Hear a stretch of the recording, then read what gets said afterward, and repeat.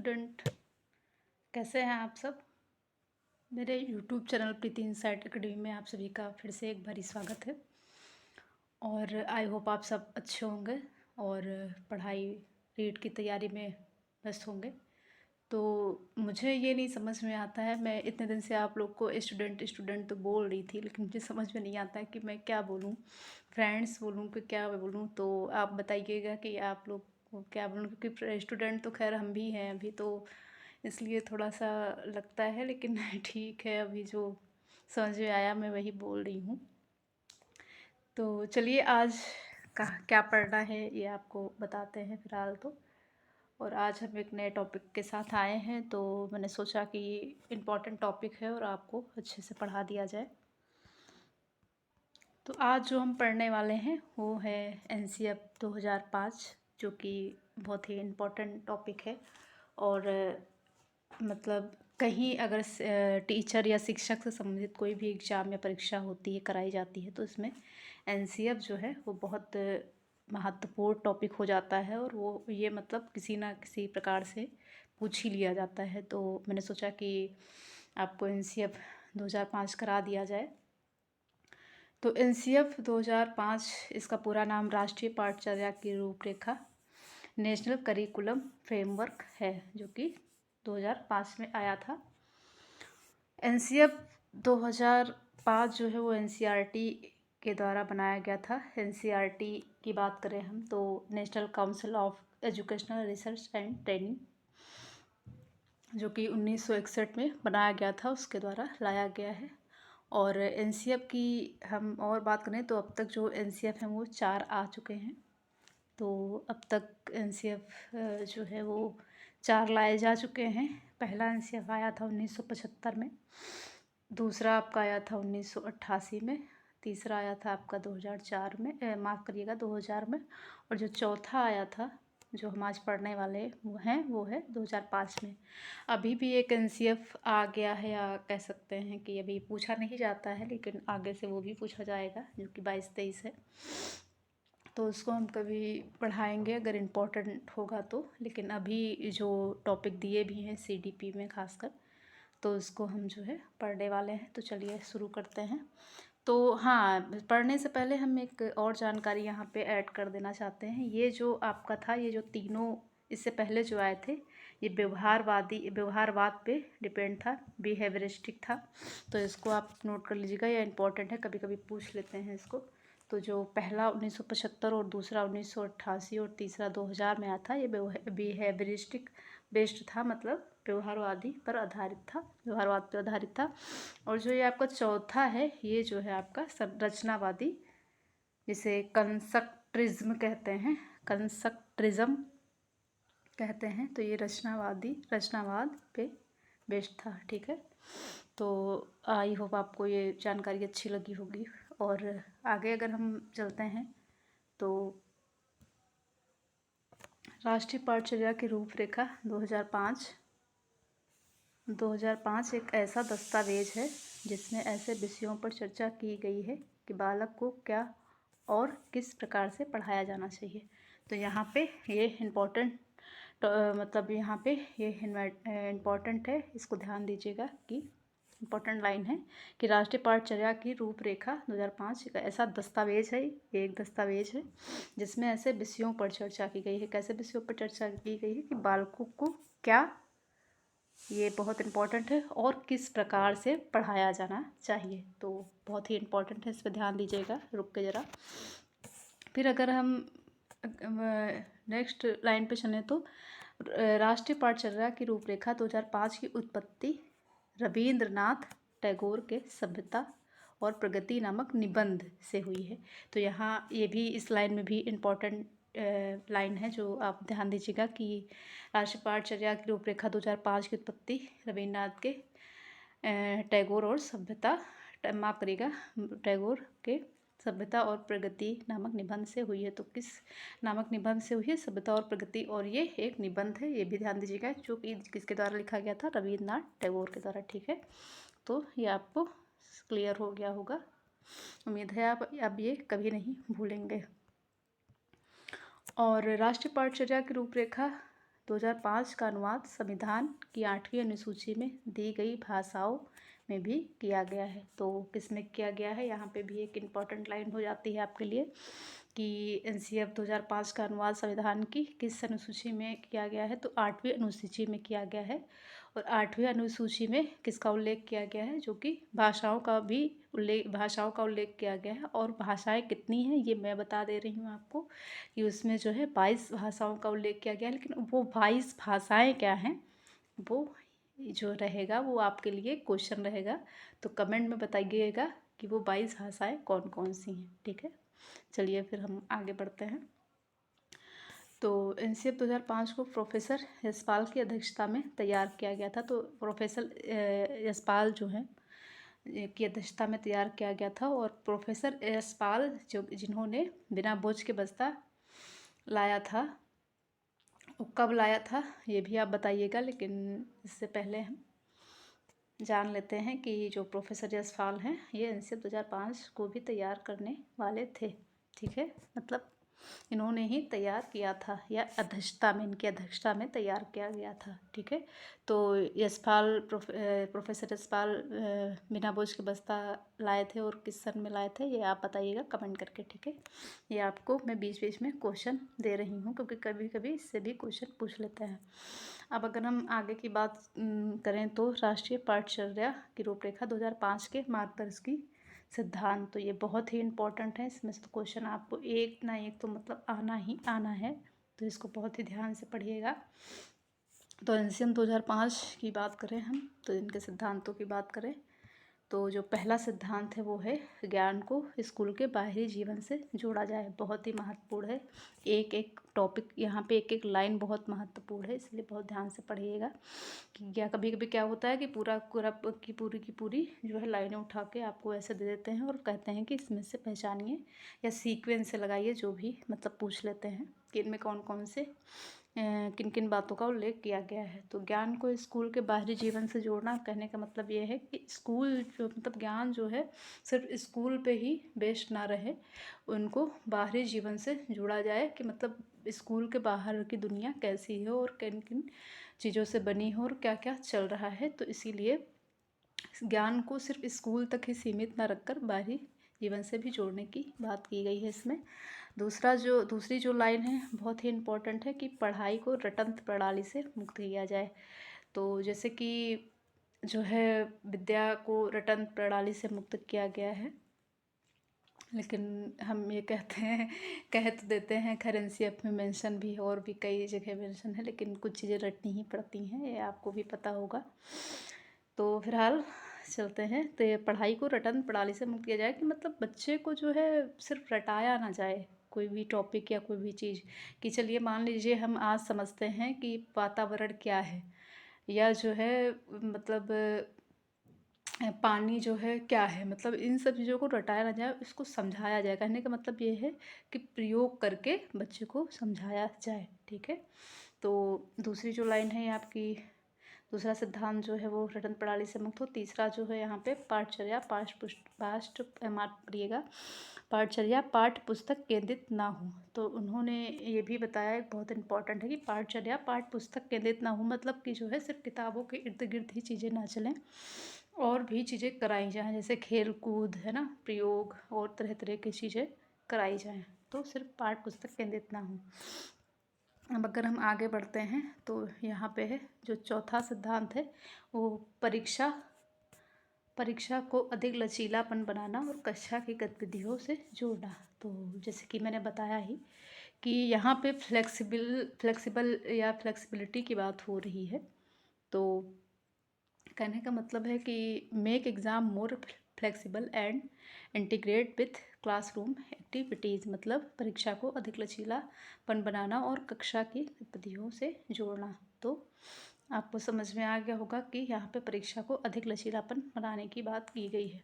और जो पांचवा और जो आखिरी है वो है राष्ट्रीय मूल्यों के प्रति आस्थावान विद्यार्थी तैयार किए जाएँ, मतलब students should be pre prepared for national value. मतलब जाहिर सी बात है कि बच्चे को अगर हम देश के बारे में बताएंगे या देश का क्या महत्व है हमारे जीवन में, तो उसका जो है मतलब वो बचपन से उसका विकास हो सकेगा उस विषय में, और जो है वो समझ भी सकेगा कि राष्ट्र जो है हमारा मतलब क्या महत्व रखता है, और क्या हमारे मतलब क्या हमारे जो कह सकते हैं उद्देश्य हैं, और क्या हमारे विचार हैं जो राष्ट्र को प्रभावित कर सकते हैं, तो उसे अच्छा बनाने में योगदान देने के लिए राष्ट्रीय मूल्यों के प्रति आस्थावान विद्यार्थी तैयार होने की बात की गई है यहाँ पे। तो राष्ट्रीय मूल्यों के प्रति आस्थावान भी बनाने की बात की गई है एक बालक को, ताकि वो जो है एक अच्छा समाज में एक अच्छा उसका सामाजिक विकास भी हो सके और राष्ट्रीय विकास भी हो सके। ठीक है, अब अगर आगे हम चलें तो यहाँ पे एनसीएफ 2005 से कुछ प्रमुख सुझाव दिए गए हैं। तो आइए देखते हैं वो कौन कौन से सुझाव हैं। तो बालक चाइल्ड एक्टिव, मतलब बालक सक्रिय, चाइल्ड एक्टिव है, वह स्वयं से जाने और सीखे और नई नई चीज़ों को आजमाए, जोड़ तोड़ करे और गलतियाँ करें। यहाँ पे बहुत महत्वपूर्ण, गलतियाँ करें और स्वयं सुधार करें। तो जैसे कि क्या होता है कि हम आज भी गलतियों को मतलब एक्सेप्ट नहीं कर पाते। मैंने भी बचपन में शायद बहुत इस मामले में पिटाई खाई है, या आप भी खाए होंगे कि अगर कोई गलती करते थे तो क्या होते थे कि जो हमारे माता पिता होते हैं वो, अगर खासकर आप मिडिल क्लास से हैं तो उनकी अपनी एक अलग चिंताएं और समस्याएं जीवन में होती हैं। चूँकि हम लोग छोटे होते हैं तो हम लोग उन चिंताओं समस्याओं से मुक्त होते हैं, तो हमें नहीं पता होता। तो क्या होता है कि कई बार आर्थिक और सामाजिक समस्याओं के चलते जो हमारे बड़े हैं, हमारे पेरेंट्स हैं, वो चिड़चिड़े होते रहते, जो चिड़चिड़े हो जाते हैं, तो वो नहीं समझते हैं। तो छोटी सी गलती पर ही हम लोग को पीट देते हैं कि हाँ तुमने ये गलती क्यों की, ये है वो। बल्कि बालक का मतलब स्वभाव ही है, बालक बालक होते ही इसलिए हैं कि गलतियां करें और सीखें। और मेरा मानना है कि अनुभव से ही जो है समझदारी आती है ना। अनुभव से ही आपका एक अच्छा, एक जो शारीरिक, मानसिक और नैतिक विकास होता है वो गलतियां करके ही, अनुभव प्राप्त करके मतलब किया जा सकता है। कहने का मतलब ये है कि मतलब ठीक है हम दूसरों से भी चीज़ें सीख लेते हैं कि जो दूसरे किए हैं वो हम ना करें अपने जीवन में, वो खैर ठीक है, लेकिन कुछ ही चीज़ें। अब जैसे कि अगर हम मान लें किसी चीज़ पे हम अगर प्रयोग नहीं करेंगे तो उससे हम क्या जानेंगे। अगर यहाँ पे अगर एक छोटू सा उदाहरण लेते हैं, तो अगर मान लीजिए कि अगर हम कलर हैं, जैसे ब्लैक और वाइट मिला के कौन सा कलर बनता है, रेड ग्रीन मिला के कौन सा कलर बनता है, अगर हम प्रयोग नहीं करेंगे तो उस कलर को हम कैसे जान पाएंगे कि दो चार कलर मिला के, या रेड या ब्लैक या वाइट या ब्लैक या ग्रीन या रेड, जो भी कलर हैं मिला के कौन सा एक नया कलर बनता है, ये हम कैसे जान पाएंगे। तो गलतियाँ करेंगे तो कई बार क्या होता है, कलर गिरेगा भी, है ना, मतलब फैलेगा भी, कपड़ों में भी लगेगा, जो कि मम्मियाँ बहुत पीटती हैं कपड़े गंदे कर लिए। लेकिन हमको तो एक मतलब हमको एक प्रयोग करना है ना, ताकि हम नई चीज़ें उसको जान सकें। तो बालक को यहाँ पे सक्रिय रखा गया है और स्वयं से जानने के लिए, चीज़ें सीखने के लिए, नई नई चीज़ों को आजमाना और जोड़ तोड़ करना, है ना। जैसे कि क्यूब ही है, अगर क्यूब है या ब्लॉक, आजकल तो ब्लॉक्स आते हैं, हम लोग के ज़माने में तो नहीं आते थे। ब्लॉक्स बनाना हो गया तो हम लोग बचपन में जैसे कि बच्चों को ला के दे देते हैं कि ये ब्लॉक्स बनाएं, देखें क्या बनाएगा, बिल्डिंग बनाएगा कि कार बनाएगा कि क्या बनाएगा। तो वो जोड़ तोड़ उसी में करते रहते हैं। तो इसीलिए यहाँ पे यही बात की गई है कि बच्चों को गलतियाँ करने दें। कहने का मतलब ये है कि बच्चों को गलतियाँ करने दें और वो स्वयं सुधार करें। मतलब जो गलतियाँ करें उनको लगे कि ये गलत है तो उसमें ही वो सुधार करेंगे, है ना। अब जैसे अगर हम लिखने की बात ही करें तो पहले क्या होता है कि बच्चा कीरम कार्टी बनाता है, ऐसे ऐसे करके, कुछ ऐसे बनाएगा, कुछ ऐसे बनाएगा, कुछ ऐसे बनाएगा। तो फिर मम्मा या पापा या आसपास जो भी बड़े होते हैं उनको जो है दिखाता है कि देखिए मैंने ये बनाया। तो हम लोग क्या करते हैं, क्लैपिंग क्लैपिंग, वाह कितना अच्छा बनाया। तो उससे जो है बच्चे को प्रेरणा मिलती है और वो जो है फिर धीरे धीरे लिखना सीख जाता है। तो इसी तरह यहाँ पे इसीलिए ये बात कही गई है, बच्चे को गलतियाँ करने से ना रोकें, क्योंकि गलतियाँ ही सीखने की जो है पहली सीढ़ी है। मेरे ख्याल से भी हैं, मैंने तो अपने जीवन में बहुत सारी गलतियाँ की हैं, आपने की हैं नहीं पता मुझे। हो सकता है कुछ बच्चे, मैं मानती हूँ कि कुछ बच्चे जो है चीज़ें मैच्योर बच्चे होते हैं, वैसे तो मेरे लिए तो नहीं है, मैं नहीं मानूंगी, क्योंकि बच्चों में कुछ ना कुछ, कुछ बच्चे छुपा रुस्तम होते हैं। और कुछ बच्चे जो है वो खुल के शैतानी करते हैं। तो मैं जो थी वो खुल के शैतानी करने वाली थी, जिसकी वजह से मैं बहुत पिटाई कर पाई हूँ बचपन में, और बहुत पीटी गई हूँ, मैंने बहुत मार खाई है। और जो है, क्योंकि जो खुल के बच्चे शैतानी करते हैं उनको पकड़ना बड़ा आसान होता है। तो क्या होता है, कई बार हम गलती नहीं भी करते थे तो जो दूसरे जो छुपा रुस्तम बच्चे थे वो मेरे ऊपर दोष मढ़ देते थे कि इस लड़की ने किया। तो उसकी वजह से मैं बहुत मार खाई हूँ। आप बताइए, आपके साथ ऐसा कुछ हुआ है बचपन में कि नहीं हुआ? मेरे साथ तो ऐसा कई बार हुआ है। खैर, हम नेक्स्ट टॉपिक पे चलेंगे। तो जैसे सीखना सक्रिय, लर्निंग एक्टिव और सामाजिक गतिविधि सोशल एक्टिव है। तो यहाँ पे सीखना जो है सक्रिय, लर्निंग एक्टिविटी सामाजिक गतिविधि है। तो कहने का मतलब ये है कि सीखना जो है वो सामाजिक गतिविधि ही है। मतलब अगर हम सीखेंगे किसी चीज़ को तो वो मतलब समाज में कुछ ना कुछ उसका परिणाम निकल के आएगा। तो इसीलिए सीखने को यहाँ पे, सीखना या सक्रिय को जो है यहाँ पे सामाजिक गतिविधि के साथ जोड़ा गया है। ठीक है, नेक्स्ट लाइन पे चले तो हम, सीखने में यांत्रिकता बार बार नहीं होनी चाहिए। तो यहाँ पे जो बताया गया है कि सीखने में यांत्रिकता बार बार नहीं होनी चाहिए, और मतलब बार बार उसको वही चीज़ें ना दे दी जाएं कि जो है मतलब बाद में ये बार बार यांत्रिक रूप से ही सीखो, ऐसा भी सही नहीं है। अब अगर हम नेक्स्ट लाइन पे चलेंगे तो, बालक को स्कूल, घर, समुदाय आदि सब जगह महत्वपूर्ण माना जाए और उसकी भाषा, मदर टंग, संस्कृति को भी सम्मान दिया जाए। तो ये बहुत ही महत्वपूर्ण लाइन है। बालक को स्कूल, घर, समुदाय आदि सब जगह महत्वपूर्ण माना जाए और उसकी भाषा, मतलब कहने का मतलब है कि बच्चे के साथ किसी भी प्रकार का उसके रहन सहन, उसके खान पान या उसकी आर्थिक समस्याएं जो भी है, मतलब बच्चा जहाँ से भी आता है, किसी भी समुदाय या किसी भी घर से या किसी मतलब कहीं से भी हो, और कहीं किसी उसकी कोई भी संस्कृति, जैसे भारत में आप कहते नहीं है कि कोस कोस पे पानी बदले और 10 कोस पे वाणी वाला हाल चलता है। तो या मैंने उल्टा तो नहीं बोल दिया, आप बताइएगा कहावत। तो यहाँ पे जो है यही है कि मतलब बच्चा चाहे जो हो, मतलब घर, समुदाय आदि सब जगह उसे महत्वपूर्ण माना जाए, उसके साथ किसी भी प्रकार का भेदभाव ना किया जाए कि उसकी अगर उसकी भाषा दूसरी तो हम उसके साथ भेदभाव करें। तो कहने का मतलब है यहाँ बालक को सम्मान देने की बात हुई है, जो कि स्कूल, घर, समुदाय आदि सब जगह है ना, मतलब उसको जो है सम्मान दिया जाए, उसका निरादर अपमान नहीं किया जाए। क्योंकि बच्चे का जो मन होता है वो कच्ची मिट्टी या कच्चे घड़े के समान होता है, वो बहुत ही सॉफ्ट कहेंगे एक होता है। तो उसके अंदर जो बचपन में चीज़ें बढ़ जाती हैं वो जीवन पर्यंत बनी रहती हैं। तो अगर हम ये बात करें दूसरी लाइन की, तो यहाँ पे बहुभाषिक, मल्टीलिंगुअल कक्षा शिक्षण तीन भाषाओं, भाषा सूत्र, थ्री लैंग्वेज फार्मूला की वकालत करता है। तो थ्री लैंग्वेज फार्मूला जो है वो मतलब उसकी वकालत करता है। तो यहाँ हम समझेंगे क्योंकि हमारा देश जो है वो बहुभाषी है, मतलब माफ़ करिएगा, हमारा जो भारत देश है वो बहुभाषी है। और यहाँ पे जैसे कि 28 राज्य हैं। तो यहाँ पे जो है मतलब जहाँ पे आप जाएंगे वहाँ पे आपको विशेष विशेष भाषाएं बोलने देखने को मिलेंगी, संस्कृतियाँ। तो कहने का मतलब ये है कि यहाँ पे त्रिभाषा सूत्र की बात की है। त्रिभाषा सूत्र का ये है जैसे कि आप नॉर्थ में चले जाइए, या जैसे कि मैं यूपी से हैं तो यहाँ पे हिंदी भाषा है।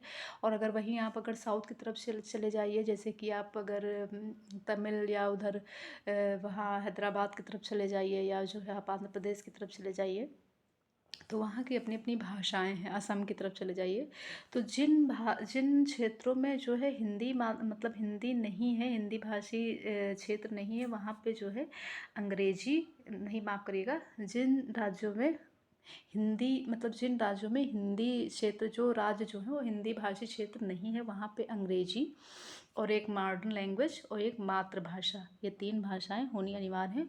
और जहाँ पे हिंदी क्षेत्र राज्य जो हैं वहाँ पे मतलब अंग्रेजी और एक मॉडर्न लैंग्वेज कोई भी हो, और एक जो है आपकी जो क्षेत्रीय भाषा मतलब जो मदर टंग है, जो मदर टंग है वो होनी चाहिए। तो यहाँ पे त्रिभाषा सूत्र से आप समझ गए होंगे कि मैं क्या कहना चाहती हूँ। अगर नहीं समझ में आया है तो कमेंट करके बताइएगा, मैं फिर से एक बार आपको समझा दूँगी। तो यहाँ पे बहुभाषिक कक्षा शिक्षण तीन भाषाओं त्रिभाषा सूत्र की वकालत करता है। तो एक बारी मैं फिर से बता दे रही हूँ कि जैसे कि जो क्षेत्रीय जो है हिंदी भाषी क्षेत्र हैं वहाँ पे अंग्रेजी एक मॉडर्न लैंग्वेज और एक उसका जो है मदर टंग, ये तीनों भाषाएं होनी चाहिए। और जहाँ पे हिंदी भाषी क्षेत्र नहीं है वहाँ पे अंग्रेजी और एक मॉडर्न लैंग्वेज कोई भी और उसकी मदर टंग होनी चाहिए। जैसे कि मान लीजिए अगर एक तमिल, जैसे कि मान लीजिए हम केरल चले गए, तो केरल की जो मदर टंग हो गई वो हो गई वहाँ की मलयालम। ठीक है, मलयालम मैं ऐसे उदाहरण दे रही हूँ, वहाँ की मलयालम हो गई। तो वहाँ पे क्या होगा, वहाँ पे एक मॉडर्न लैंग्वेज रहेगी और जो है एक जो है हिंदी रहेगी और मतलब एक मदर टंग रहेगी। तो कहने का मतलब है मतलब ये है कि इसीलिए देखिए वहाँ पे अंग्रेजी को ज़्यादा महत्व दिया जाता है, क्योंकि वहाँ पे वो हिंदी भाषी क्षेत्र नहीं है। ठीक है, तो ये आपको समझ में आ गया होगा। अब हम आगे चलते हैं।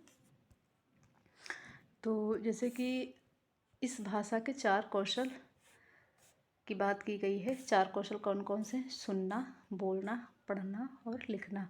तो यहाँ पे सु, बो, पा, ली से याद रखिएगा, सुबोपाली से याद कर रखिएगा तो याद रहेगा आपको। क्योंकि कभी कभी ऐसे ही आपको क्वेश्चन पूछ लेते हैं, उठा के लाइन ही पूरी पूछ लेते हैं कि कितनी भाषाओं की या कितने कौशल की बात की गई है।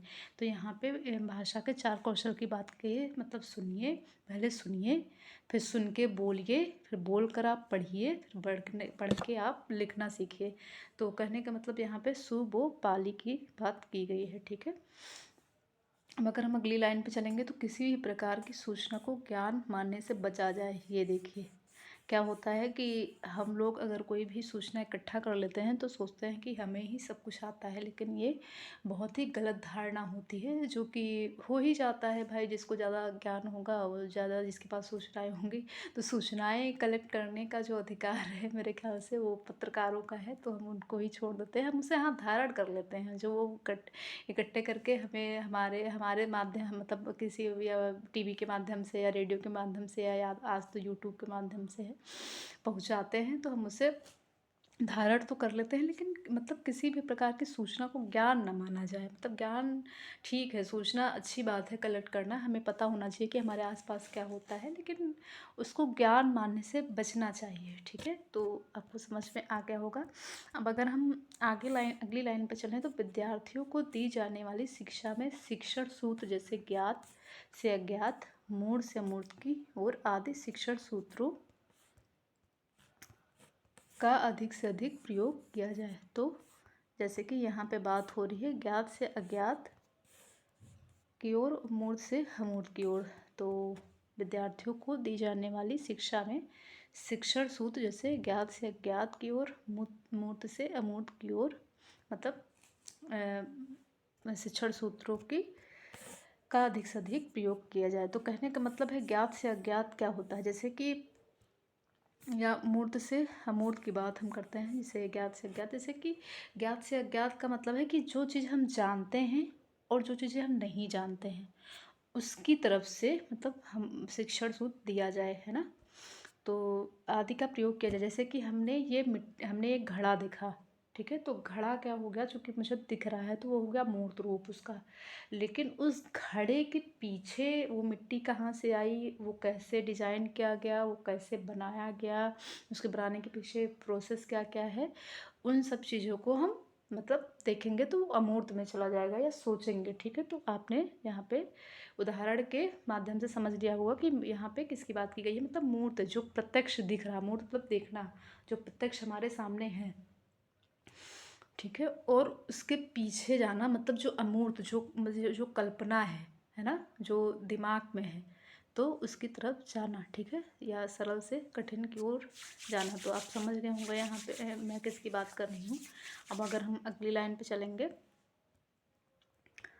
तो अगली लाइन पे चलेंगे तो यहाँ पे है पनिशमेंट एंड रिवार्ड की भावना को सीमित किया जाए। तो यहाँ पे पनिशमेंट एंड रिवार्ड की बात की गई है कि उसको सीमित किया जाए। मतलब पनिशमेंट को यहाँ पे ना ही दिया जाए, अगर पनिशमेंट हो भी तो सकारात्मक हो। और मतलब पनिशमेंट भी देना सही है, क्योंकि जैसे कि हम अगर माने तो हम क्योंकि हम भारतीय हैं और भारतीयों में जो है वो ढिठाई जो है कूट कूट के भरी होती। तो कहते नहीं कि बिना कूटे जो है कोई भी बच्चा सुधर नहीं सकता। कहा जाता है ऐसे कि बच्चे होते ही हैं, मतलब बिना मार के कोई बच्चा जो है सुधर सकता ही नहीं है। तो पनिशमेंट ठीक है, लेकिन मारना वारना उसमें किसी भी प्रकार की मानसिक या शारीरिक प्रताड़ना ना होनी चाहिए। मतलब पनिशमेंट भी ऐसा दिया जाए जो बच्चे के हित में हो। वैसे भी तो कोई कोई भी पनिशमेंट बच्चे के हित में नहीं होता, लेकिन मतलब सीमित किया जाए, जहाँ पे बहुत ही ज़्यादा ज़रूरत हो वहाँ पे दिया जाए, वो भी मानसिक और शारीरिक प्रताड़ना से दूर। मतलब वो किसी भी प्रकार की हानि उसमें ना हो। ठीक है, तो यहाँ इसकी बात की गई है। अब अगर हम नेक्स्ट लाइन पे चलेंगे तो शैक्षिक गतिविधियों में बच्चों के अभिभावकों को भी जोड़ा जाए। तो जो शैक्षिक गतिविधियाँ हैं उसमें बच्चों के अभिभावकों को भी जोड़ने की बात की गई है, ताकि पेरेंट्स समझ सकें कि मतलब क्या कैसे कैसे बच्चों को सिखाना है, या बच्चों को कैसे कैसे जो है बच्चों का विकास करने में सहायता करनी है। तो यहाँ पे आपको समझ में आ गया होगा। अब अगर हम अगली लाइन पे चलेंगे तो विशाल पाठ्यक्रम व मोटी किताबें शिक्षा प्रणाली की असफलता का प्रतीक है। देखिए कितनी बड़ी बात कही गई है। इसलिए बच्चों की किताबें संदर्भात्मक माफ करिएगा, बार बार बोलने में थोड़ा सा कभी भी उच्चारण फंबल हो जाता है। तो संदर्भात्मक और बच्चों के जीवन के अनुभव से रिलेटेड होनी चाहिए। तो कहने का मतलब ये है कि बच्चे जो हैं, जो बच्चों की किताबें वो संदर्भ सहित हो, मतलब जिसमें संदर्भ हो, और बच्चों के जीवन के अनुभव से रिलेटेड होनी चाहिए। जैसे कि पहले जैसे कि एक हामिद था, उस सारी वो मैंने हामिद आपने पढ़ी होगी, या जो है एक लड़की थी, देखिए मुझे याद नहीं आ रहा है, या मतलब कई ऐसी महान पुरुष हैं जिनके बारे में हम पढ़ते आए हैं। तो वो बच्चों के जीवन से, या हम होली के बारे में पढ़ते हैं, दीपावली के बारे में पढ़ते हैं, तो मतलब जो जो बच्चे अनुभव करते हैं उन्हीं के इर्द गिर्द होनी चाहिए, मतलब अनुभव से रिलेटेड होनी चाहिए। यहाँ पे ये बात की गई है। ठीक है, अब अगर हम आगे की लाइन पे चलेंगे तो मानसिक स्तर एवं योग्यता के अनुसार पाठ्यक्रम का निर्धारण। तो मानसिक स्तर एवं योग्यता के अनुसार मतलब ये नहीं है कि बच्चा अगर सीखने में स्लो है तो उसको हम कोई बहुत ही प्रतिभाशाली बालक की चीज़ें मतलब पकड़ा देंगे और ताकि वो भी सीधे मतलब सीखे। कहने का मतलब ये है कि जो मानसिक स्तर एवं योग्यता की जो बच्चे का जो मानसिक स्तर, अगर कोई बच्चा स्लो लर्नर है या कोई बच्चा फास्ट लर्नर है, तो फास्ट लर्नर जो है अगर हम उसको स्लो लर्नर वाली चीज़ें पकड़ा देंगे तो, या उसका उपयोग उस पर उपयोग वही चीज़ें हम करेंगे, अप्लाई करेंगे, तो वो जो है उसके लिए ना अच्छी होंगी, ना एक स्लो लर्नर के लिए फास्ट जो है चीज़ें अच्छी होंगी। तो यहाँ पे कहने का मतलब ये है कि जो बच्चे का मानसिक स्तर और योग्यता हो, उसकी ज़रूरत के अनुसार, जो उसको ज़रूरत हो उसके अनुसार जो है पाठ्यक्रम का निर्धारण करना चाहिए। कि बच्चा अगर कोई स्लो लर्नर है तो उसको उसी हिसाब से मतलब करिकुलम या पाठ्यक्रम तैयार करना चाहिए। ठीक है, उसका निर्धारण करना चाहिए। अब अगर हम बात करें अगली लाइन की तो एनसीएफ का प्रमुख सूत्र है बिना भार के अधिगम या लर्निंग विदाउट बर्डन। देखा, यहाँ पे लर्निंग विदाउट बर्डन की बात की गई है, और एक बार और की गई है लर्निंग विदाउट बर्डन। वो आप बताइएगा कब की गई है और वो किसने कहा था। ठीक है, जो कि मैंने आगे आपको बताया था, लेकिन आप कमेंट में ये बताइएगा, ये आपके लिए है। अब अगर हम आगे चलेंगे, मूल्यों को उपदेश देकर नहीं वातावरण देकर स्थापित किया जाए। तो मूल्यों को उपदेश देकर नहीं वातावरण देकर, कहने का मतलब है कि जो मूल्य हैं उनको उपदेशों के माध्यम से ही ना सिखाया जाए, वो जो है वातावरण, जैसे कि बच्चे को पैर छूना है, कि बच्चे को जो है बड़ों से नमस्ते करना है, तो बच्चों को उपदेश नहीं दिया जाए कि बच्चों को नमस्ते मतलब जाओ नमस्ते करो, उनको वैसा वातावरण दो। मतलब कहने का मतलब है कि आप अगर पहले अपने बड़ों के पैर छुएंगे, आप अपने बड़ों को पहले मतलब जो है नमस्कार करेंगे, तो बच्चा देख के, मतलब वैसा हम माहौल बनाएंगे, वातावरण प्रदान करेंगे, तो बच्चा जो है देख के वो भी करेगा। तो इसीलिए कहते हैं कि बच्चे के सामने बहुत ही, अगर कोई बच्चा जिज्ञासु प्रवृत्ति में आ जाता है, ठीक है, जो बच्चा रोता है, मतलब 1 साल से छोटा बच्चा है, तो उसके सामने तो खैर ठीक है, वो कुछ ही चीज़ें मतलब ऑब्जर्व करना शुरू तो कर देता है, लेकिन वो इतना आता नहीं। लेकिन जब बच्चा बोलना सीखता है, या बच्चा जब गतिविधि करने लगता है, या बच्चा जब जिज्ञासु होता है, जब बच्चा क्वेश्चन करने लगता है, सवाल पूछने लगता है, जब बच्चा चलने लगता है, तो उनको उसके सामने जो है, उस बच्चे के सामने बहुत ही सोच समझ के बड़ों को व्यवहार करना चाहिए। जैसे कि हम जैसा बोलेंगे वो वैसा ही पकड़ के वो भी बोलेगा अपने मतलब आसपास के लोगों के साथ। इसीलिए जो है बच्चे को उपदेश देकर नहीं, वातावरण देकर स्थापित किया जाए, ठीक है, मूल्यों को। और अगर हम अगली लाइन पे चलेंगे तो पुस्तकालय में बच्चों को स्वयं पुस्तक चुनने का अवसर दें। मतलब ये बहुत ही अच्छी लाइन है कि पुस्तकालय में मतलब बच्चों पे थोपी ना जाए किताब कि ये पढ़ो, वो पढ़ो, वो पढ़ो, वो पढ़ो।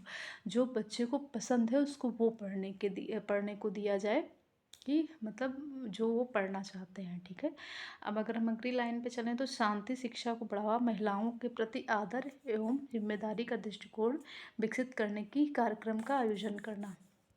बताइए, मतलब कहने का मतलब है कि एक अफ़सोस की बात है कि यहाँ पे महिलाओं के लिए भी आदर की बात की गई है। तो यहाँ पे अगर कोई चीज़ कहीं पे मेंशन होती है तो मतलब उसके पीछे का जो एक उसका स्टेटस या स्तर होता है वो समाज में कैसा है उससे पता चलता है।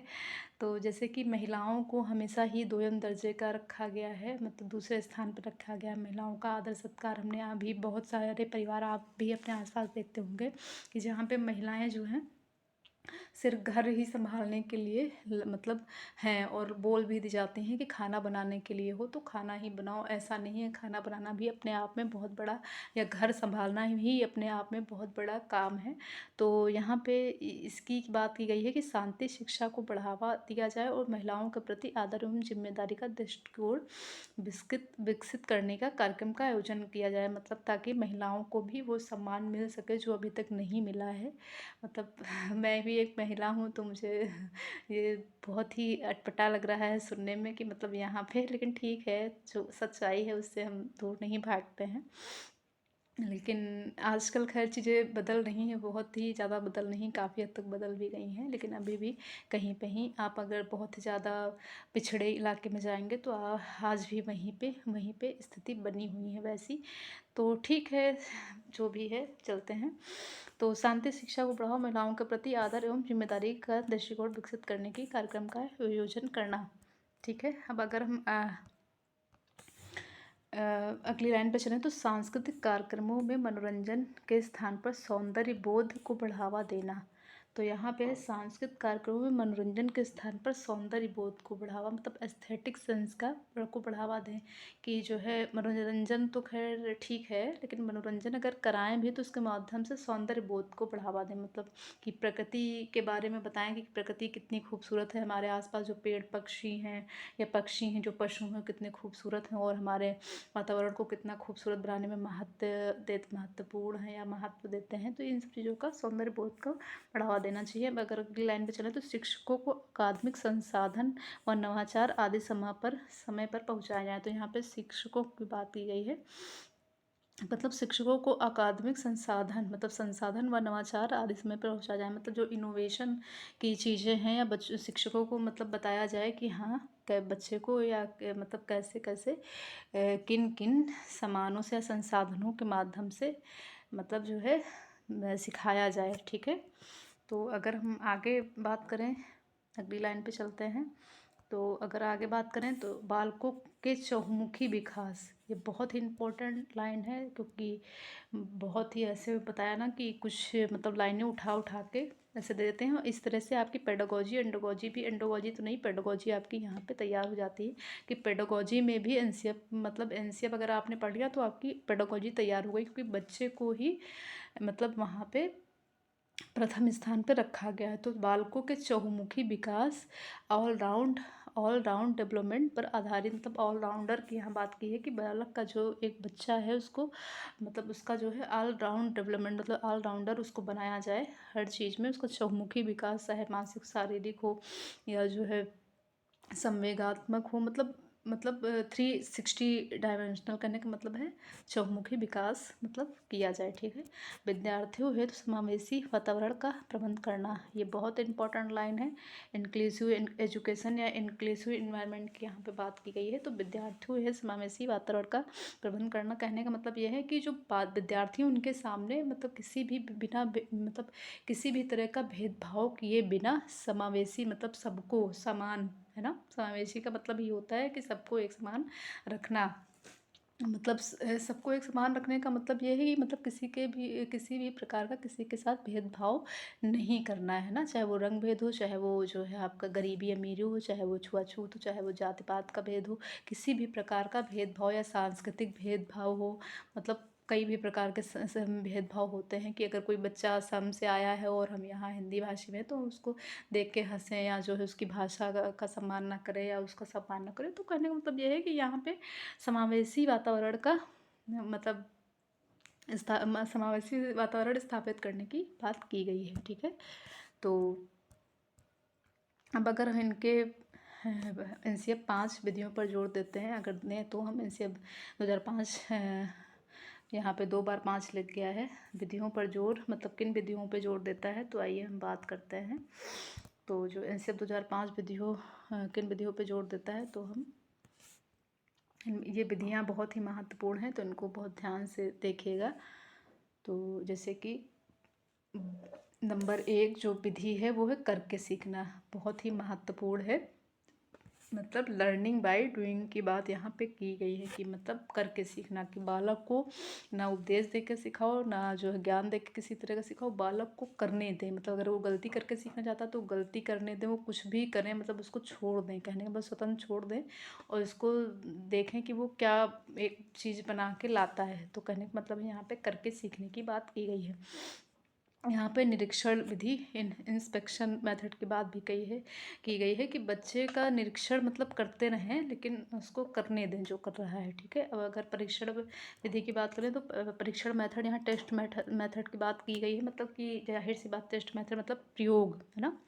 जैसे कि बालक को प्रयोग करने दें। अगर बालक कोई चीज़ उठा के देखना चाह रहा है, उसको तोड़ना चाह रहा है कि उसमें तोड़ के क्या निकलेगा क्या नहीं निकलेगा, तो उसे प्रयोग करने दें। अब अगर हम चौथी विधि पे चलें कि सामूहिक विधि मतलब कलेक्टिव लॉ, तो बच्चे को सामूहिक विधि का मतलब यहाँ पे हो गया कि बच्चे को समूह में सीखने दें, जिससे उसका सामाजिक विकास और एकता की भावना उसमें उत्पन्न हो सके, है ना। तो बच्चे को यहाँ पे सामूहिक विधि के माध्यम से सिखाने की बात की गई है। अब अगर हम 5वीं विधि की बात करें तो मिक्स मेथड की बात की गई है कि यहाँ पे कोई भी मतलब एक मेथड को उपयोग ना करें। मिक्स मेथड मतलब जितने भी बच्चे के विकास में सहायक हों उन सभी मेथड का उपयोग करें। ठीक है, तो यहाँ मिश्रित विधि की बात की गई है। अब अगर हम चलें अगली लाइन पे, जो कि बहुत ही ध्यान से सुनिएगा, तो है कि एनसीएफ 2005 में शिक्षक के प्रति दृष्टिकोण शिक्षक ज्ञान का स्रोत नहीं अपितु एक ऐसा सुगम करता फैसिलिटेटर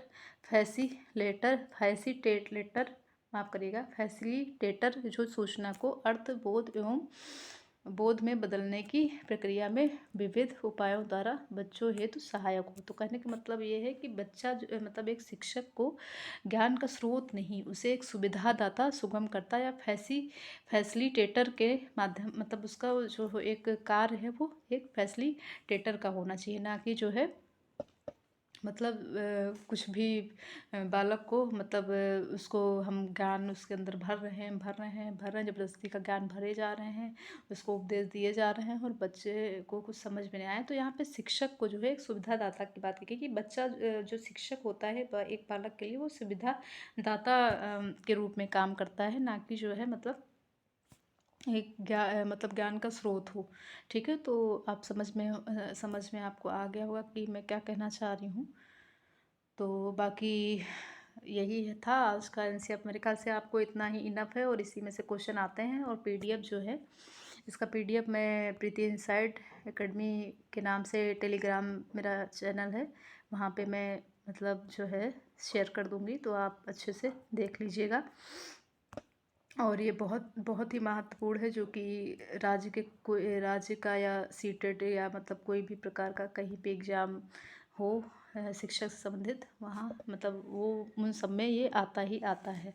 तो आई होप आपको ये क्लास अच्छी लगी होगी, और अगर क्लास अच्छी लगी हो तो लाइक कमेंट शेयर सब्सक्राइब करें और अपना ध्यान रखें, पढ़ाई करते रहें। मिलते हैं एक नए टॉपिक के साथ, तब तक के लिए बाय बाय।